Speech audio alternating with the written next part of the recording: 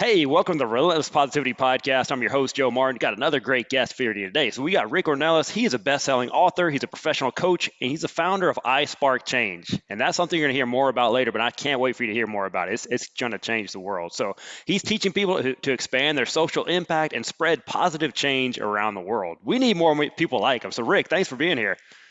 Hey, Joe, it's a pleasure to be here. Thank you very much for having me on the show. Oh, Really appreciate it. absolutely. So we'll just let's just get it right into it. So tell people your story, kind of how you got to this point in your life right now. Well, geez, that's a loaded question, but Uh, to explain it in simplified form for your listeners, it really goes back to 2020, to just a couple years ago, around this time when quarantine started and the world shut down and everybody was kind of anxious and fearful of what the future held. And that's what happened to me. I mean, I kind of went into a bad place for a short while because my business slowed way down. I didn't have any revenue coming in. I was unsure what I was going to do to pay my bills and take care of my family. And after a few weeks, I realized that I was, heading down a bad road, and that I knew better than that. That I coach people on to be better than that. And so I wrote a blog about using the time as an opportunity, and then I decided to take my own advice and I started writing a book that had been in my head for 20 years. And when I was writing, I went through this really kind of intense period of spiritual connection where I felt as if I was the story was just being downloaded to me, and I was just typing, and my writing flourished from 500 words in a day to over 2,000 in a couple hours, and I started having just this flood of ideas and dreams and visions, and felt this calling to do more.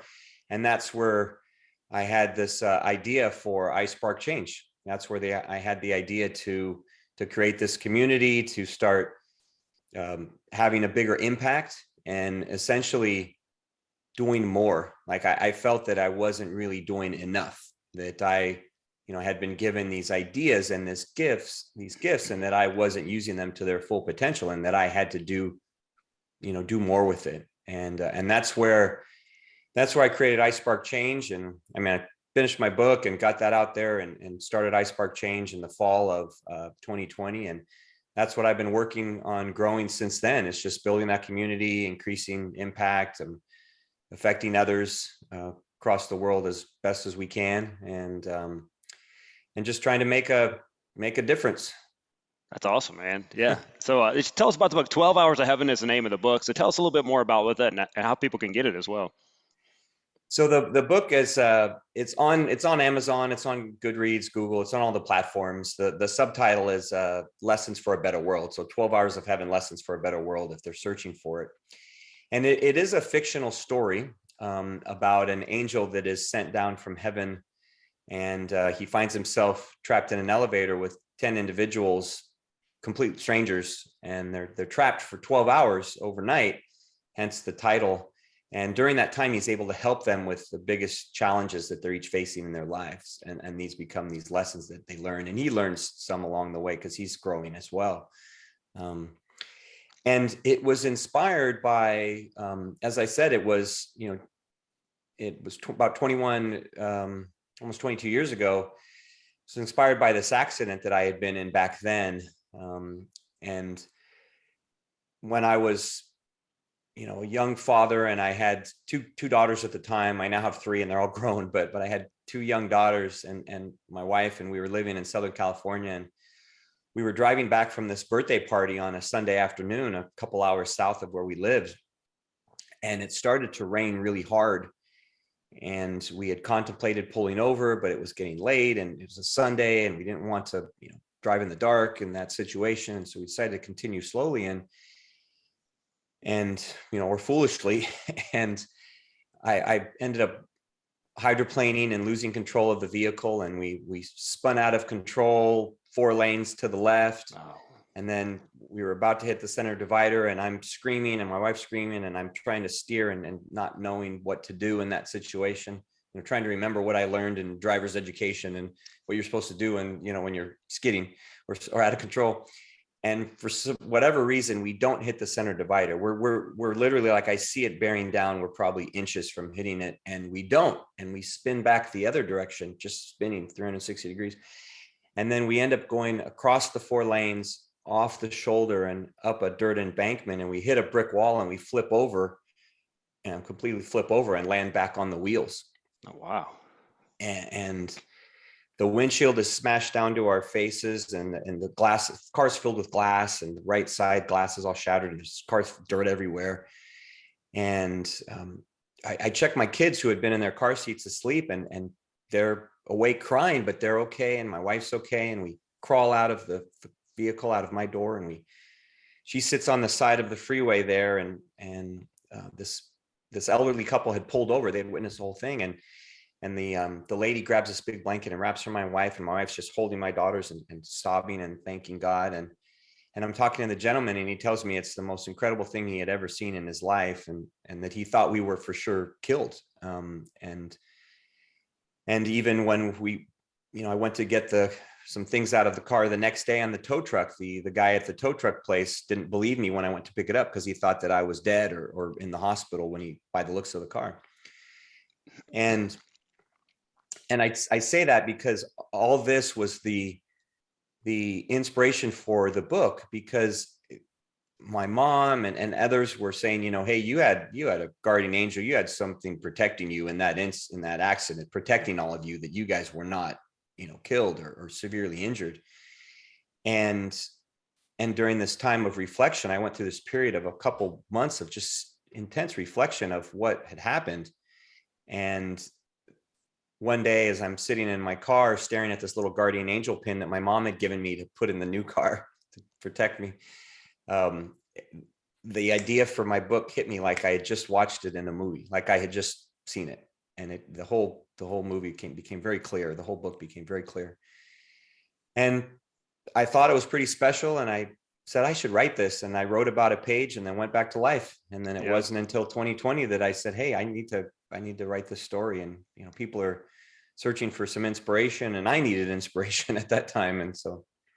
And that's where that was the whole genesis of the book and where it all came from. Wow, that's amazing, man. I can picture the car crash in my head, and just you walking away from that. It's just amazing. With your family, it's twice as scary when you get your family, especially little kids in there. So, yeah, they were little bitty. They were 1 and 4 at the time, and they were frightened. I remember we went in an ambulance to the hospital, and the ER doc, he didn't even want to check them out. He's like, they're fine. They're kids. They're fine. And I, kind of forced him to check them out, and they did, scan them all up and down. But when we went out, so I was like, okay, was it really that big of a deal? But then my sister came to pick us up and give us a ride home. And my little one, who was 1, Kinsey, she wouldn't get in the car. She started crying and throwing a fit and didn't want to get back in the car. And that's where I knew it was pretty traumatic experience for them. Absolutely, man. So sometimes these books take a while. My book took me off and on, 5, 6, 7, maybe 10 years if I think about it, the whole thing. So sometimes you just got to get it, and once you get going, keep that momentum going. So you got it written, got it out there, and then it leads to I Spark Change. So let's get into that. Let's get into what exactly it is first. Let's start there. Yeah, it's interesting, Joe, because when I was writing, this theme of sparking change kept coming into my head. I said I was having a lot of ideas and a lot of dreams, and the creative juices are flowing as you're writing, as you would know, being an author. And this idea of sparking change, and knowing and seeing all the things that were going on in the world at that time. The world was kind of in a bad place. Besides the pandemic, there was other issues going on throughout the world in the middle of the summer of 2020.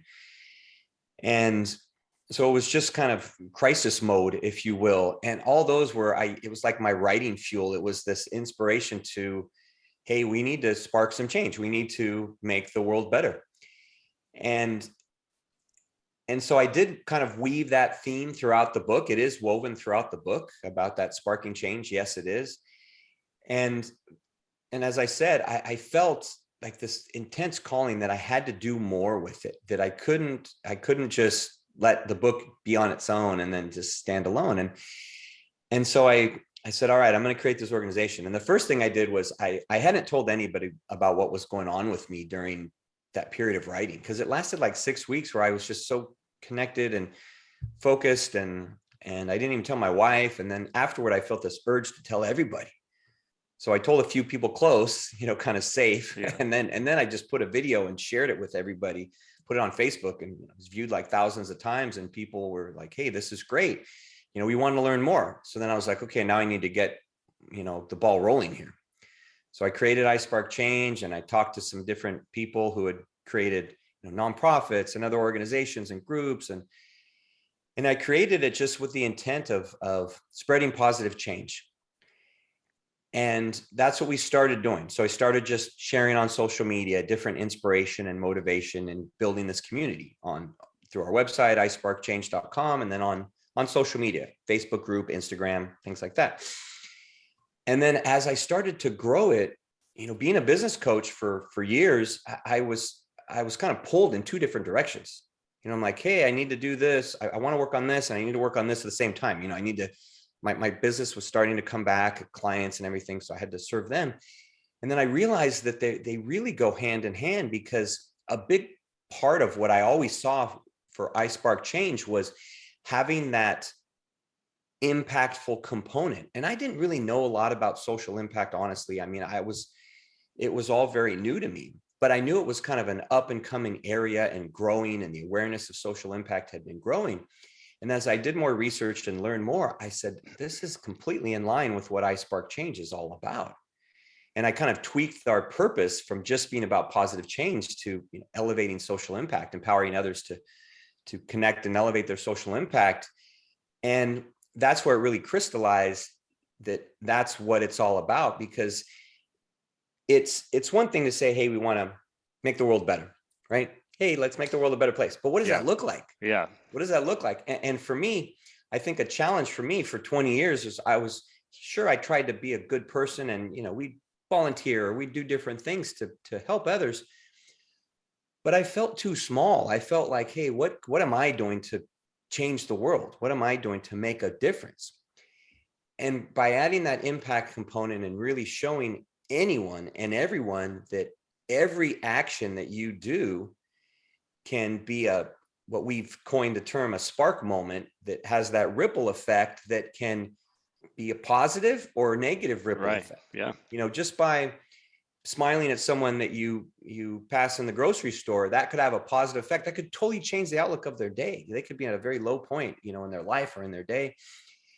And so just trying to make people aware that every act has that potential. And then when you have that awareness, then you start to kind of think a little differently, and you start to act a little differently. And I know for myself and many others, they said that that's had that impact on them and their lives, that's where iSpark Change has motivated them to, quote unquote, be a better person, right? To make the world a better place. And I think that's where it starts. And that's why the letter I is a very important component of Spark Change. It's not just Spark Change or Spark and Change, but it's I, because it starts with the individual. It starts with all of us creating that change, making a difference, and making the world better. It's awesome, man. Yeah. It doesn't, you're not saying, hey, you have to go do these big grandiose things. Like, you can smile at anyone in the grocery store, right? So that's why if people want to get involved, how do they get involved? They say, well, maybe I can smile at some people. How do I get involved in this? Yeah, as far as getting involved, there's a couple ways, and I appreciate that you asked, because people don't know where to start. It's just like me, right? I didn't know where to start, and for years it was like, hey, where do you start? You just kind of hear about something, you're like, oh yeah, I'll go do that, or oh, someone's doing volunteer on Thanksgiving, yeah, sure, let's go feed the homeless. And I bring up those kind of charitable endeavors because that was what I gravitated to. That's what a lot of people kind of equate with, oh, that's what makes a difference. But there's plenty of things you can do every day, like we were just talking about. So the ways to get involved are follow us on social media. We have a very active Instagram, our Facebook group. Instagram, you'll see daily motivational content, inspirational content. You'll see different quotes, and you'll see ways on examples of how you can spread change. We spotlight We have what we call social impact spotlights, where each week we highlight someone that is doing a person or organization or group that is doing some kind of positive work or positive actions to make the world better. So we'll spotlight them to make more people aware of what they're doing, so that it helps them grow. It helps people see, oh yeah, that's someone that I like, that I want to follow. And then they can go to our website, isparkchange.com, and they can join the community. And we have a monthly newsletter. There's no spam, there's no anything. We have a monthly newsletter. But what that community is, the early foundations of, is what we want to evolve it into the world's first central hub social media platform, where it's connecting all these individuals, a place where anybody can go and say, hey, if I want to see people that are doing positive work, that are having an impact in the world, they're going to be on iSpark Change. They're going to be part of this social media hub, because it doesn't exist. There's plenty of platforms. There's millions of groups on, or over 1 billion groups on Facebook and everything. But if you want to find like, oh, hey, let me, see what's going on in my area or across the world, or let me learn more about, humanitarian efforts or animal rights or just all these things, there's not one central place to research all that. I mean, you can do Google searches, but that requires a lot of time and work. And if you just had everything in one central place where you could be matched up and find these things and learn about them, then that's our goal for evolving iSpark Change into that community, where, our goal is in the next 5 years to have 1 billion people on that platform, to be connecting and empowering 1 billion people.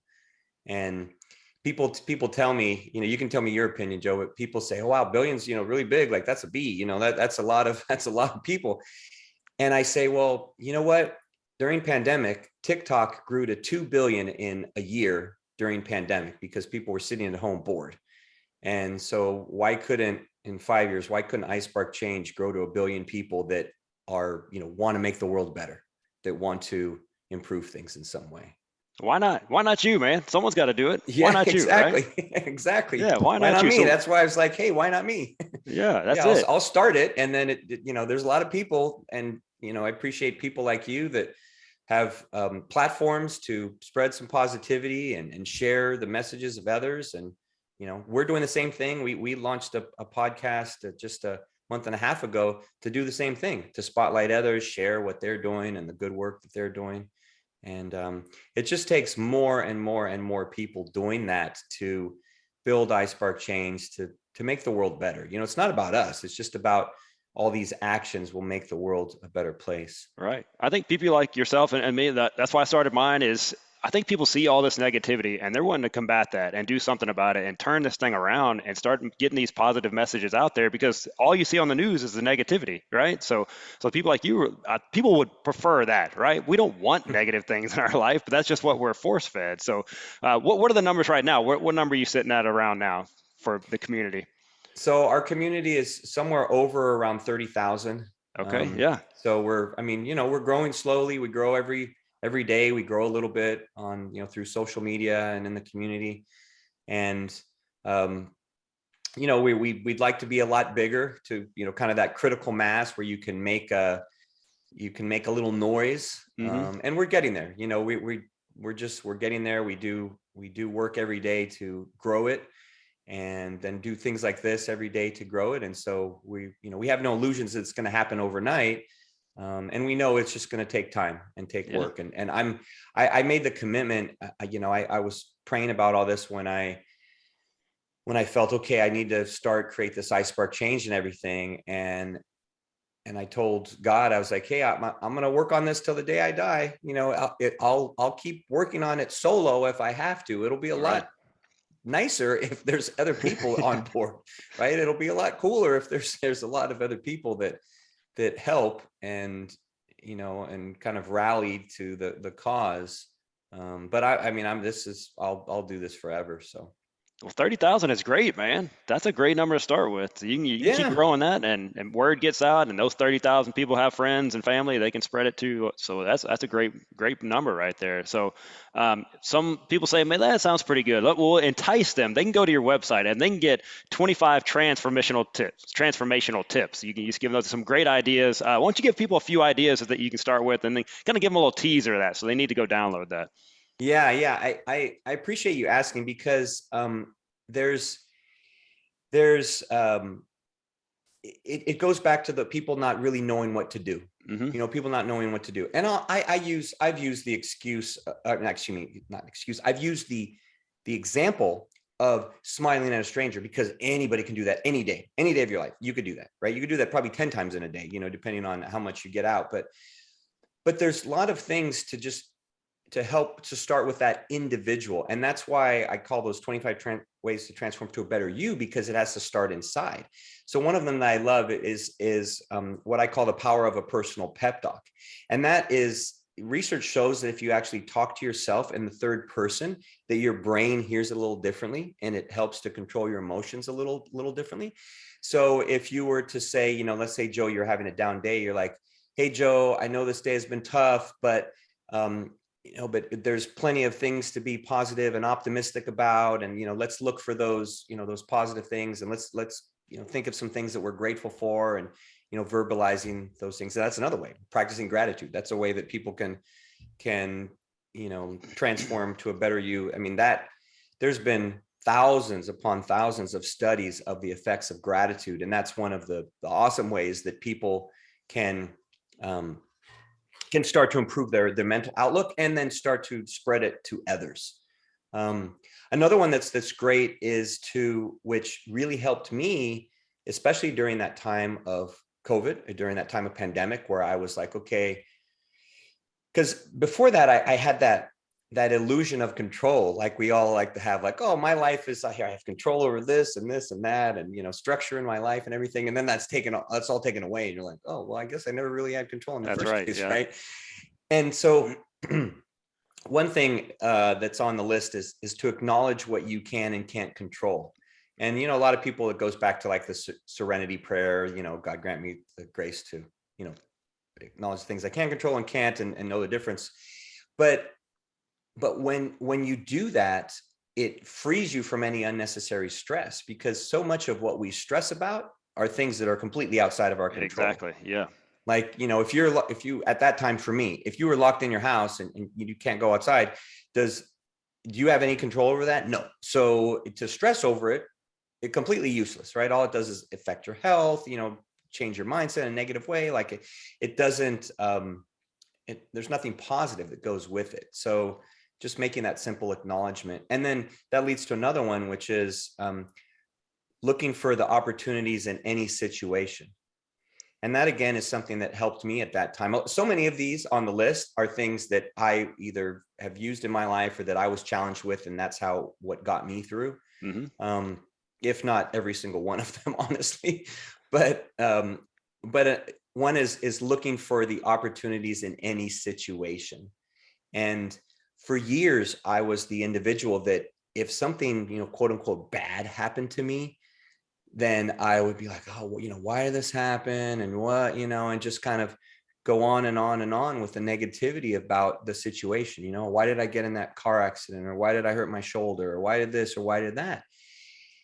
And then when you change your mindset to really say, all right, well, what are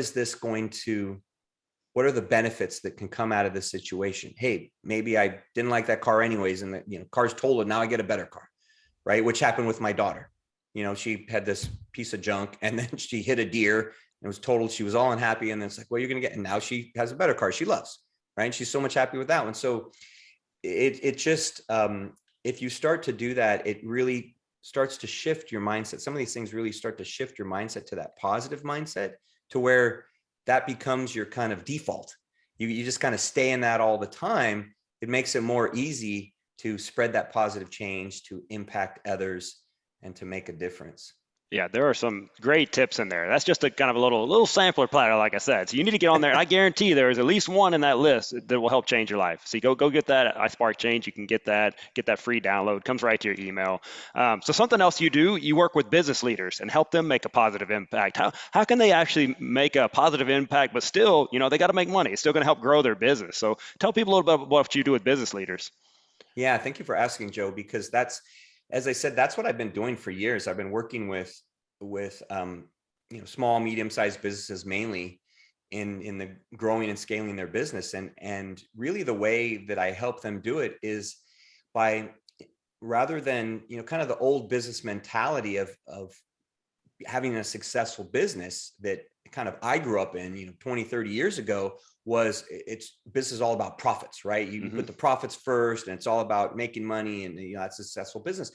But that is totally changed. That is totally changed in the business world of today. And now you have to put people in this order: people and purpose, and then profits last.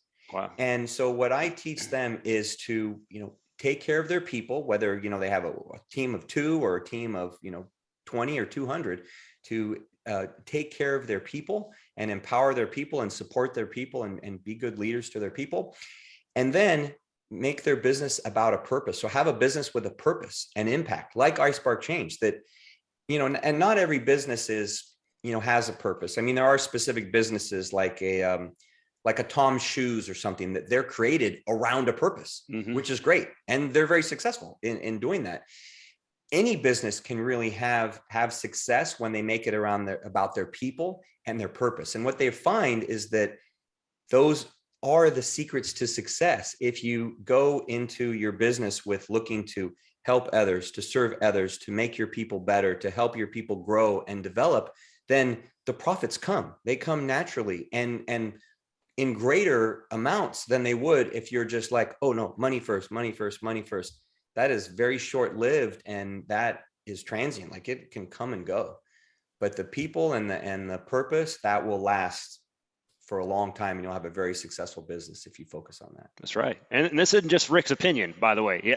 On his website, it said a stat on there. 85% of executives believe that if you have a purpose-driven business, it's going to drive your profits up. So it's not Rick, not just Rick. This 85% of the people out there. So he's put this into practice. This is what he does all day long, helping other businesses do that. So man, what a rewarding job, right? Help people make money and make a difference. That's the idea of Yes. win-win, right? It is. And that really is the secret, Joe. The win-win is really the secret. It's, one of my mentors taught me that a long time ago. And it's, I mean, I call it a secret, but it seems so simple. I mean, it was kind of do unto others, taught to us 2,000 years ago. Like, it's pretty simple. If you live life that way and you go out with that heart of service and creating that win-win, then it's going to be better for everybody. And it's been proven in research, like you're quoting from my website. So thank you for sharing that. And there's lots of other stats on there that support it, because it's not my opinion. This has been changing for years, and there's tons of research to support it. And, beyond the business side, just like I said, just those tenets of doing unto others or paying it forward or giving back. And I mean, those are just kind of humanity, of tenets of humanity that if we live by, the world's gonna become a better place. That part will take care of itself. Yeah. It's like the profit for business. You do the people and the purpose, the profits are going to take care of itself, right? Same thing in just for human beings. You take care of people and purpose and impact, and then the world's going to become a better place. That's it. That's a simple formula, man. Why do we keep messing it up? Why do we always keep it simple? So, Rick, thank you so much for what you're doing out there, man. I love it.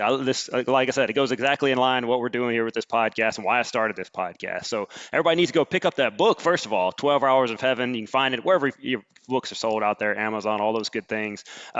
Definitely get involved. iSpark Change. It's not going to cost you a thing. Just go on there, become a part of the community, and find out how you can change the world. So, Rick, thank you for being that catalyst and sparking that change out there. Well, it's my pleasure, Joe. I appreciate you, sharing this with your audience and your community, and thank you for having me on Relentless Positivity Podcast, because I know you're one of those people that I would call a social impact hero that is spreading positive change and making an impact. And so thank you for all the work you do too. Well, absolutely, man. Everybody go out there, iSpark Change, join that up, spread the word on this podcast, share this with somebody that maybe they'd be interested in joining the community. How about spread the word, do your part? Hey, we're going for 1 billion, man. We need your help. So go out there and get to work, and we're going to keep sparking change. And Rick, I love keep up with you. So it's 30,001. So I'm part of the community now. So we'll keep this thing going forward. Awesome. Thank you very much, Joe. All right. We'll see you guys later. Spread the word.